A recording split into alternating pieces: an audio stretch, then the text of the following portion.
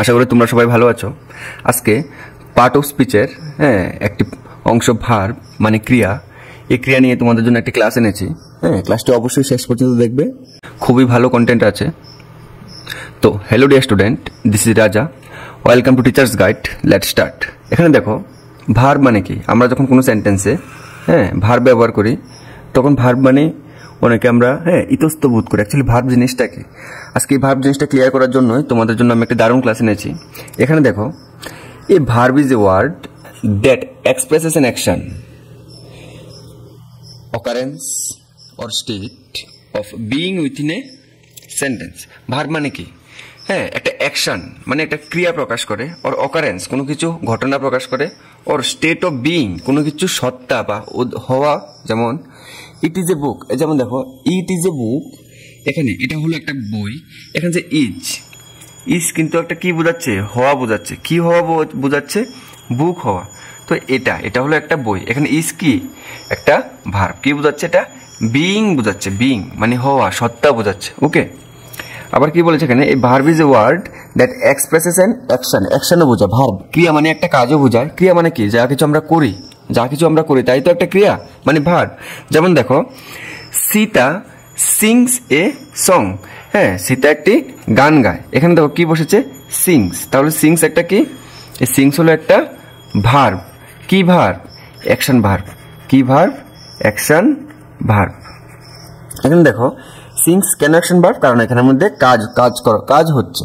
সিং গান গাও তো একটা পরিশ্রম হচ্ছে না। তো কোনো কিছু করাকে বা যেটা আমাদের পরিশ্রম, যেমন কথা বলা, স্নান করা, খাওয়া, ঘুমানো, খেলা করা, দেখা, যেগুলি আমাদের পরিশ্রম, এগুলো তো অ্যাকশন ভার্ব। ওকে, আর যেগুলি আমাদের কোনো কিছু হওয়া বোঝায়, অস্তিত্ব বোঝায়, এগুলো হলো কি ভার্ব, হেল্পিং ভার্ব। যেমন হেল্পিং ভার্বগুলো কি দেখছি, হেল্পিং ভার্বগুলো কি কি। ওকে, এই দেখো verb is classified as helping verb and main verb. Main verb আবার কোনটা, অ্যাকশন ভার্ব কি মেইন ভার্ব বলে। আমরা যখন কোনো সেন্টেন্স যখন থাকে, একটা সেন্টেন্সে কি কি থাকে, সেন্টেন্সে তিনটা মেইন অংশ থাকে, তা হলো সাবজেক্ট, ভার্ব আর অবজেক্ট। যেমন the boys are playing cricket. The boys are playing cricket. এখানে দেখো দ্য বয়েজ কি, দ্য বয়েজ হলো একটা সাবজেক্ট। ওকে, এই গেল সাবজেক্ট। আর এখানে যে ভার্ব, এই ভার্বের কিন্তু দুটো পার্ট, একটা হলো হেল্পিং ভার্ব আর একটা হলো মেন ভার্ব। বেশিরভাগ সেন্টেন্সে যখন হেল্পিং ভার্ব থাকে না তখন মেন ভার্ব দিয়ে সেন্টেন্স হয়, ওকে, আর হেল্পিং ভার্ব থাকলে মেন ভার্ব থাকতেও পারে আবার নাও থাকতে পারে। যেমন দেখো দা বয়েজ হলো কি সাবজেক্ট, এখানে আর কি, আর হলো হেল্পিং ভার্ব, প্লেইং খেলা করছে, তার পরিশ্রম হচ্ছে, কোনো কাজ করছে, খেলা করাটা একটা কাজ হচ্ছে না, এটা হলো মেইন ভার্ব। ক্রিকেটটা কি, ক্রিকেটটা হলো অবজেক্ট। তাহলে the boys are playing cricket, এখানে দ্য বয়েজ হলো সাবজেক্ট, আর প্লেইং দুটোই ভার্ব, কিন্তু আর হলো হেল্পিং ভার্ব, প্লেইং হলো মেইন ভার্ব, যেহেতু প্লেইংটা খেলা করাটা কোনো কাজ বোঝাচ্ছে। ওকে, আর হেল্পিং ভার্বে মনে রাখবে সবসময়, হেল্পিং ভার্বে সবসময় কি কি বসবে, হেল্পিং ভার্বে সবসময় am, is, are, was, were, do, does, did, have, has, had, এগুলি হলো সব হেল্পিং ভার্ব, কারণ এগুলো সবগুলো কি হেল্পিং ভার্ব। অ্যাকচুয়ালি এই হেল্পিং ভার্বগুলি মেন ভার্বকে মেন ভার্ব সম্বন্ধে বলে। খেলাটা কি বর্তমানে খেলছে মানে টাইম দেয়, অ্যাকচুয়ালি কাজটা কোন সময় হচ্ছে টাইম সম্বন্ধে বলে। হেল্পিং ভার্বের কাজ কি, হেল্পিং ভার্বের কি কাজ, মেন ভার্বের যে কাজটা হচ্ছে, এই মেন ভার্বের যে কাজটা হচ্ছে তার সম্বন্ধে টাইমের জানকারি দেয়। ঠিক আছে, এটা কি এখন হচ্ছে না আগে হয়েছিল না ভবিষ্যতে হবে। যেমন দেখো এখানে দ্য বয়েজ আর, এই যে আর কথাটা, এটা কি প্রেজেন্ট টেন্স, মানে এটা প্রেজেন্ট টেন্সে হচ্ছে। কোন টেন্সে হচ্ছে, প্রেজেন্ট টেন্সে হচ্ছে। এখানে যদি থাকতো আর এর জায়গায় যদি ওয়াজ থাকতো তাহলে কি হতো, পাস্ট টেন্স, তাহলে কি হয়ে যেত, পাস্ট টেন্স।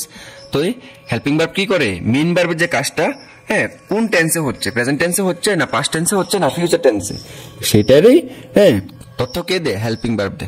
ওকে, আর মেন ভার্বগুলি কি কি?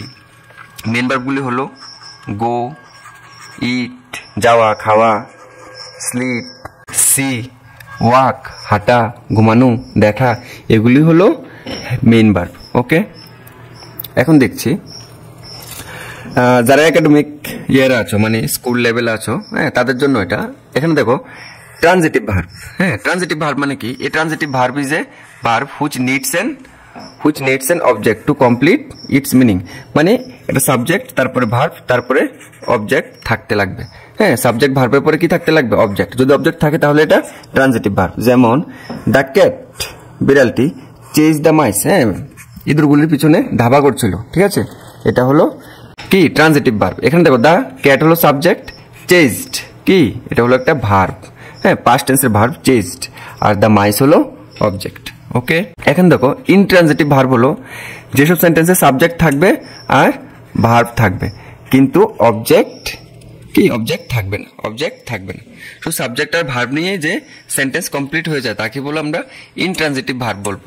যেমন an intransitive verb makes complete sense by itself, এটা নিজে নিজেই কমপ্লিট সেন্স। যেমন দ্য রেস বিগেন, রেস শুরু হয়ে গেছে। এখানে দ্য রেস হলো সাবজেক্ট, বিগেন হলো ভার্ব। রেস শুরু হয়ে গেছে। কি রেস? খেলার রেস, দৌড়ের রেস, কি আস্তে না জোরে, হ্যাঁ, নাকি জলের মধ্যে না আকাশের মধ্যে, কোথায়? কোনো কিছু অবজেক্ট সম্বন্ধে বললো না, বা কি সম্বন্ধে রেস, কেমন, শুধু বললো দ্য রেস বিগেন। হ্যাঁ, রেস শুরু হয়েছে। তো এখানে রেস হলো সাবজেক্ট আর বিগেন হলো ভার্ব, তাই এটা হলো ইনট্রানজিটিভ ভার্ব। মানে যেসব সেন্টেন্সে শুধু সাবজেক্ট আর হ্যাঁ ভার্ব থাকবে কিন্তু অবজেক্ট থাকবে না, সেগুলি হলো ইনট্রানজিটিভ ভার্ব। এখানে দেখো এ বার্ড ফ্লাইস, একটি পাখি উড়ছে। এ বার্ড ফ্লাইস, একটি পাখি উড়ছে। কোথায় উঠছে?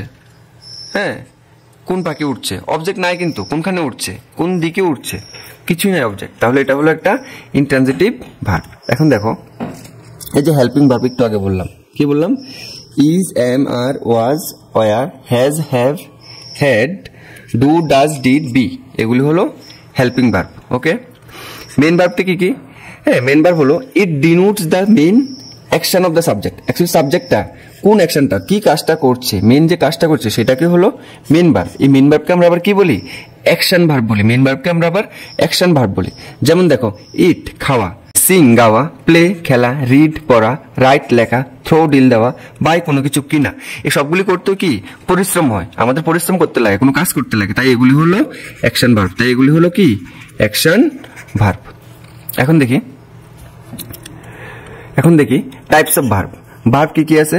সিঙ্গুলার ভার্ব আছে, প্লুরাল ভার্ব আছে। আমি তোমাদের নাউন প্রোনাউন ক্লাসে বলেছি সিঙ্গুলার ভার্বে হ্যাঁ সবসময় এস, ইএস, আইএস থাকবে। হ্যাঁ, প্লুরাল ভার্বে এস, ইএস, আইএস থাকবে না। আর সিঙ্গুলার ভার্ব কখন বসে? সিঙ্গুলার সাবজেক্টের সাথে সিঙ্গুলার ভার্ব বসে। আর সিঙ্গুলার সাবজেক্টে সবসময় এস, ইএস, আইএস থাকে না, কোনো সময় থাকে না। হ্যাঁ, সিঙ্গুলার সাবজেক্ট মানে এক বচনে কি এস থাকবে? এস থাকবে না। এস থাকলে তো সেটা বহু বচন হয়ে গেল। তাহলে সিঙ্গুলার সাবজেক্টে এস, ইএস, আইএস থাকবে না। ওকে, যেমন কি ধরো বুক, একটা বই, তাহলে এটা সিঙ্গুলার সাবজেক্ট। যদি বুকস হয়ে যায় তাহলে তো এটা কি প্লুরাল হয়ে গেল। তো প্লুরাল ভার্ব কখন বসে? প্লুরাল সাবজেক্টের সাথে প্লুরাল ভার্ব বসে। কি সাবজেক্ট? Plural subject. আর একটা জিনিস, প্লুরাল সাবজেক্টে এস, ইএস, আইএস থাকে। হ্যাঁ, তাই তো এটা বহুবচন। প্লুরাল সাবজেক্ট মানে একের বেশি বোঝালে এটা বহুবচন। যেমন বুকস, এখানে এস আছে মানে অনেকগুলি বই। ওকে, পেন্সিলস, হ্যাঁ, পেন্সিলস হলো কি একটা প্লুরাল সাবজেক্ট। আর প্লুরাল সাবজেক্টে সবসময় কি প্লুরাল ভার্ব বসে। প্লুরাল ভার্বের বেলায় এস, ইএস, আইএস থাকে না। এই দুটো ফর্মুলা যদি তোমরা হ্যাঁ ভালো করে একদম মাথায় গেঁথে রাখতে পারো তাহলে কোনো দিনও তোমাদের কম্পিটিটিভ যে এক্সাম এরর ফাইন্ডিং হোক আর হ্যাঁ ফিল ইন দ্য ব্ল্যাঙ্কস হোক, যা কিছুই হোক, কেমন কোনোদিনও তোমাদের মিস্টেক হবে না। শুধু এতটুকুই মনে রাখবে, সিঙ্গুলার সাবজেক্টের সাথে সিঙ্গুলার ভার্ব বসে, প্লুরাল সাবজেক্টের সাথে প্লুরাল ভার্ব বসে। ওকে, সিঙ্গুলার সাবজেক্টে এস, ইএস, আইএস হয় না, সিঙ্গুলার ভার্বে এস, ইএস, আইএস হয়। ওকে, প্লুরাল সাবজেক্টে এস, ইএস, আইএস হয়, কিন্তু প্লুরাল ভার্বে এস, ইএস, আইএস হয় না। দেখো এক্সাম্পলের মাধ্যমে তোমাদের দেখিয়ে দিচ্ছি। যেমন is, was, has, does, goes, comes, it's, sings, reads, etcetera, এগুলি হলো সবগুলি সিঙ্গুলার ভার্ব। দেখো এস আছে, সবগুলির মধ্যে কি এস আছে। কি বলেছিলাম, সিঙ্গুলার ভার্বে এস ইএস আইএস থাকবে। ওকে, এখন যদি দেখি প্লুরাল ভার্বের বেলায়, হ্যাঁ প্লুরাল ভার্বগুলি কি কি, are, were, have, do, go, come, eat, sing, read, এগুলোর মধ্যে কি এস ইএস আইএস নেই। তো প্লুরাল ভার্বে কোনো সময় এস ইএস আইএস থাকে না। ওকে, এস ইএস আইএস থাকে না। হ্যাঁ, যেমন দেখি এবার যদি এক্সাম্পল যাই, রাম ইট রাইস, রাম ভাত খায়। এখানে রাম কি সিঙ্গুলার সাবজেক্ট। ওকে, সিঙ্গুলার সাবজেক্ট।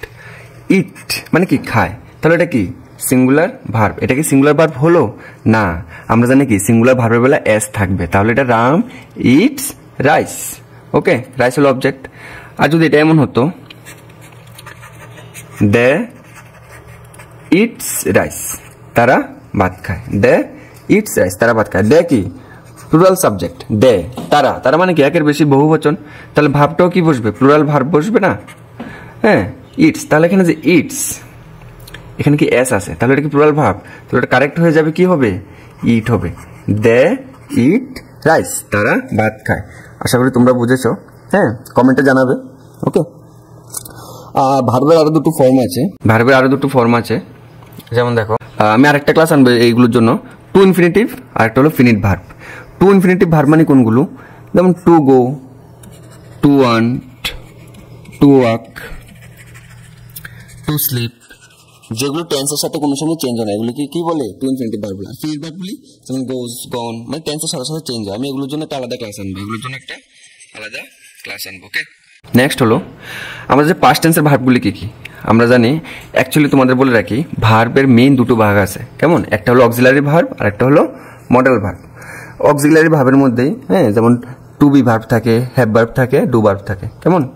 এগুলো কম্পিটিটিভ এক্সামে আসে না, যে কোনগুলি টু বি ভার্ব কোনগুলি হ্যাভ ভার্ব, এগুলো আসে না, কেমন। আবার মডেল ভার্বের মধ্যে can, could, may, might, must, need, dare এগুলো থাকে। ওকে, মডেল ভার্ব নিয়েও আমি আলাদা ক্লাস আনবো।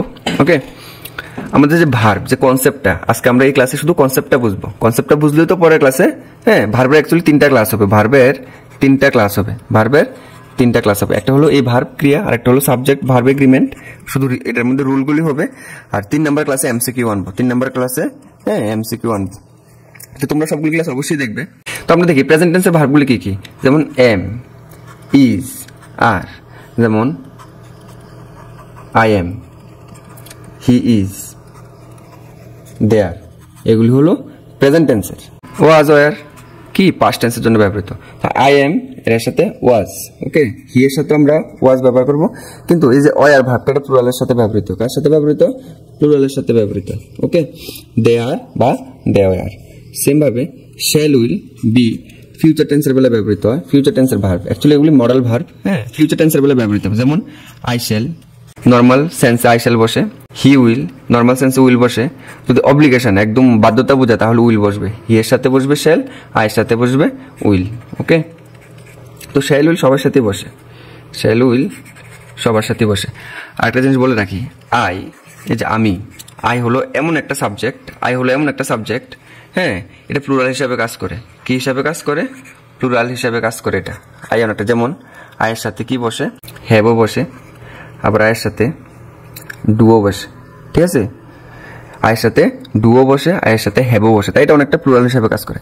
যাই হোক, এখানে দেখো প্রেজেন্ট টেন্সের বেলায় হ্যাভ, হ্যাজ, পাস্ট টেন্সের বেলায় হ্যাড, ফিউচার টেন্সে নেই। হ্যাভ কিন্তু আবার একটা প্লুরাল ভার্ব, আবার হ্যাজ সিঙ্গুলার, হ্যাড আর ডিড প্লুরালও ব্যবহৃত হয়, হ্যাঁ সিঙ্গুলারে ব্যবহৃত হয়। ডু, ডাজ প্রেজেন্ট টেন্সের ভার্ব। ওকে, এই যেমন দেখো, আচ্ছা হি আর দে, তাহলে হি হলো কি সিঙ্গুলার সাবজেক্ট এক বচন, দে হলো প্লুরাল বহু বচন। তাহলে হির সাথে কি কি বসবে, হ্যাজ বসবে। আমরা জানি সিঙ্গুলার সাবজেক্টের সাথে সিঙ্গুলার ভার্ব বসে, সিঙ্গুলার ভার্বে এস থাকবে সবসময় প্রেজেন্ট টেন্সে, কেমন, পাস্ট টেন্সে থাকবে না কিন্তু প্রেজেন্ট টেন্সে থাকবে। হ্যাঁ, পাস্ট টেন্সে হ্যাজ এস আছে, যেমন ওয়াজের বেলা he has, okay, he had, দুটোই হয়। দেয়ের বেলা কি হবে, দে হ্যাভ, দেয়ের বেলা হবে দে হ্যাভ, হ্যাঁ they had. Okay, দেয়ের Bela has বসবে না। ওকে, আবার ডু ডাজের বেলায় হি ডাজ হবে, হি ডাজ হবে, এস ইএস যুক্ত ভার্ব। হ্যাঁ, হি ডিডও হবে পাস্ট টেন্সের বেলায়, আবার দেয়ার বেলায় দে ডু হবে, যেহেতু আমরা জানি প্লুরাল সাবজেক্ট হবে, প্লুরাল হবে এস ইএস বসে না, দে ডু হবে, দে ডিড হবে। ওকে, আশা করি তোমরা বুঝতে পেরেছো। তোমরা যে কোনো বই খুলে দেখো, সেন্টেন্সগুলো দেখো, আমি যেগুলো বললাম এখন, হ্যাঁ, দেখবে সবগুলি হুবহু সেম। যে কোনো গল্পের বই বা কবিতার বই, হ্যাঁ, গল্পের বই পড়লে তোমরা ভালো করে বুঝতে পারবে যে হ্যাঁ সাবজেক্ট ভার্বের রিলেশনগুলো। ওকে, এখন দেখো, এখন যা কিছু বললাম এগুলো তো একদম বেসিক। হ্যাঁ, তবে এটা খুবই ইম্পর্টেন্ট, এই পেজটা খুবই ইম্পর্টেন্ট, তোমরা স্ক্রিনশট নিয়ে নাও। হ্যাঁ, এই পেজটাও খুবই ইম্পর্টেন্ট, ভেরি ভেরি ইম্পর্টেন্ট। যে কোনো গভর্নমেন্ট এক্সামের জন্য এই রুলগুলি খুবই ইম্পর্টেন্ট। ওকে, আর তোমাদের এটাও জানতে হবে সিঙ্গুলার ভার্ব কোনগুলো এবং প্লুরাল ভার্ব কোনগুলো। এখন দেখছি যে সবচেয়ে ইম্পর্টেন্ট যেটা তোমরা যদি নাই জানো তাহলে একদম নাই হবে, ফর্ম অফ ভার্ব। আমরা ছোটবেলা থেকে শিখেছি ভার্বের 3টা ফর্ম থাকে, কেমন? হ্যাঁ, ফার্স্ট ফর্ম, সেকেন্ড ফর্ম ও থার্ড ফর্ম। কিন্তু আমরা আজকে শিখবো যে ভার্বের অ্যাকচুয়ালি 5টা ফর্ম থাকে। আচ্ছা, যেসব ভার্বের সাথে কোনোদিনও এস ইএস আইএস, মানে যেসব ভার্বের সাথে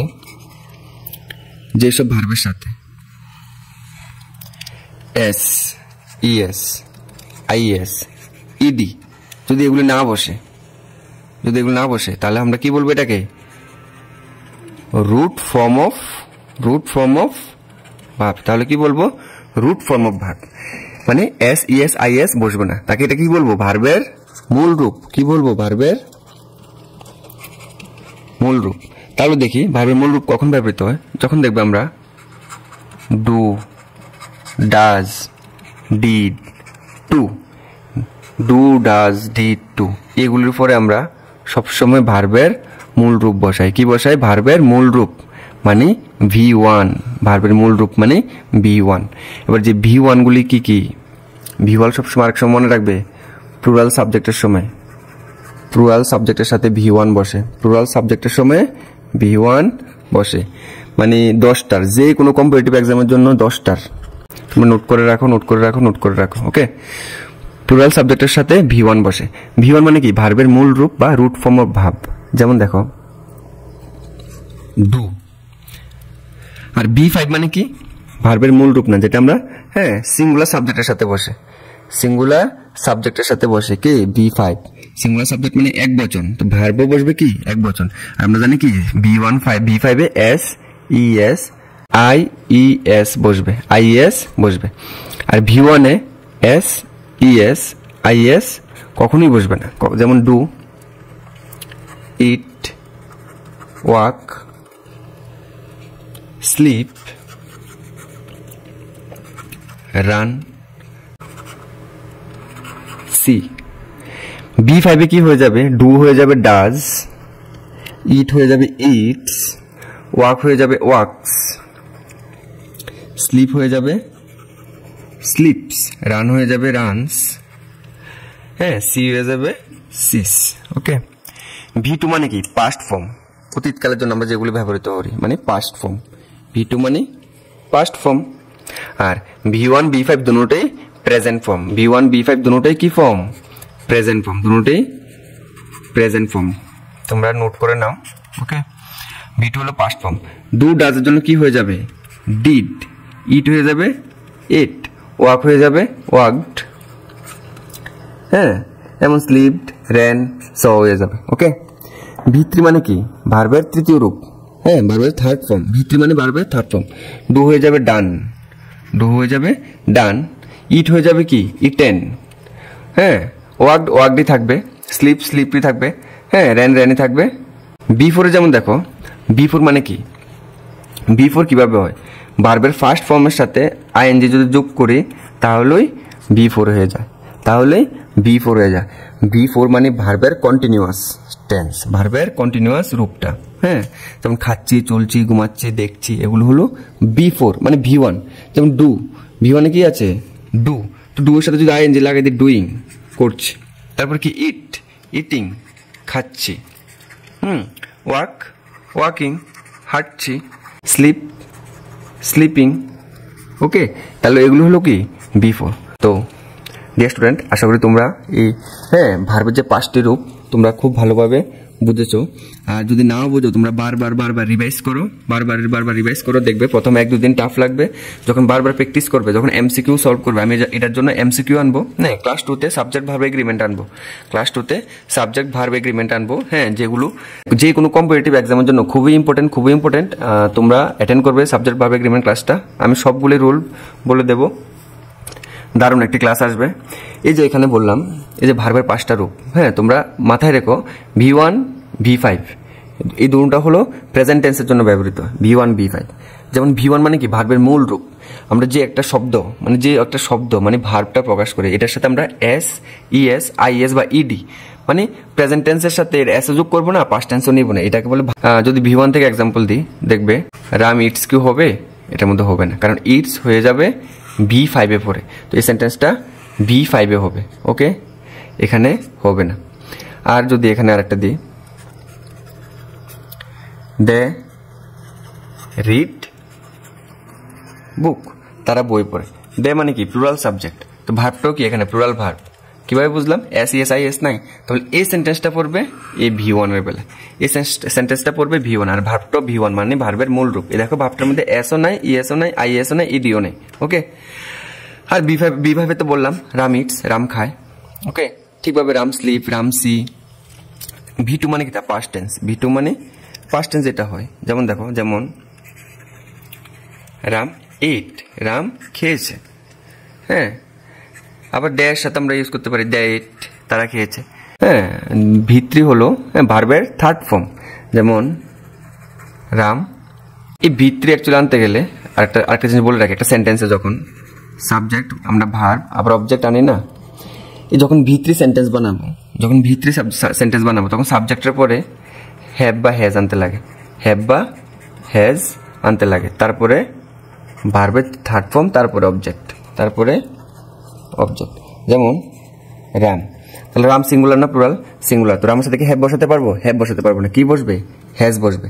রাম হ্যাজ, V3 কি হয়ে যাবে, eaten, EATEN, eaten rice, Ram has eaten rice, Ram ভাত খেয়েছে, ওকে।